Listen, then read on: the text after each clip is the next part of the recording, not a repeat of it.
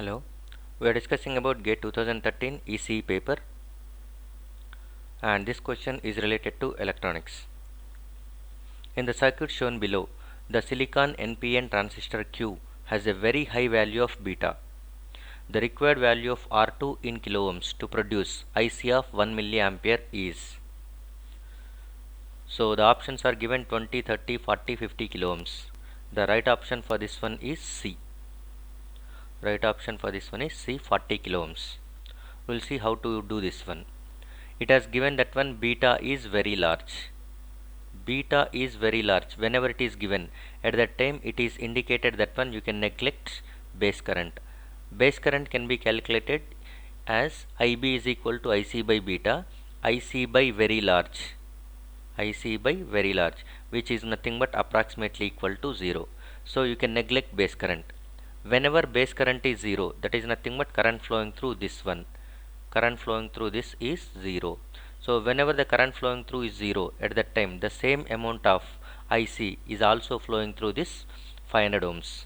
So that implies nothing but IC is equal to IE, and whatever the current flowing through this one, IR1, okay, and it is also same as IR2. So these are the two conditions we can write. IC is equal to IE and IR1 is equal to IR2. Okay, whenever beta is very large, IB can be neglected. Based on that one, we can write collector current is same as emitter current, and the current flowing through R1 is same as current flowing through R2, because the current flowing into base is 0. So we are going to calculate R2. If you want to calculate R2 at that time using Ohm's law, you must know voltage drop across R2 and current flowing through that R2. Voltage drop across R2 is nothing but from this point to this one. So from this point to ground, voltage drop across R2 is nothing but this point. This point is nothing but base. So VB, base voltage, is nothing but VR2 divided by IR2 is nothing but IR1. So if you are going to be substituting VB value and IR1 value, at that time you will get the ratio of those two things. Then you will get the RB value, R2 value. This is first equation, assume. So what was given is IC is equal to 1 milliampere. So the current flowing through RE, that is 500 ohms, is also 1 milliampere. We can write VB is equal to voltage at base to ground. Voltage at base to ground is nothing but this is VB. VB is equal to VBE plus IC multiplied by RE.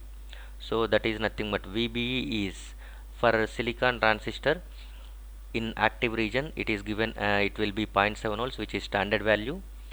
Okay, and next IC is 1 milliampere into 0.5 kilo ohms.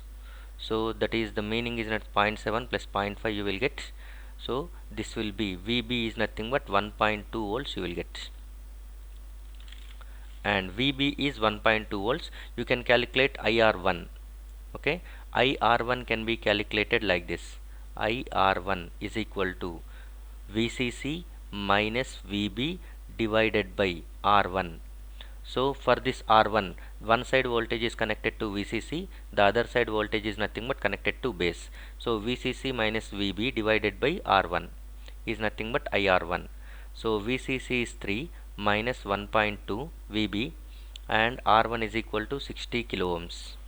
So by that time IR1 value is going to be 1.8 divided by 60 milliamperes. So we know VB value, we know IR value, so that from that one you can calculate R value. R value from this equation, VB by IR1. VB is 1.2 divided by 1.8 divided by 60. So it will be around 40 kilo ohms. So the required value of R2, is 40 kilo ohms. So the right option for this question is C, 40 kilo ohms. Thank you.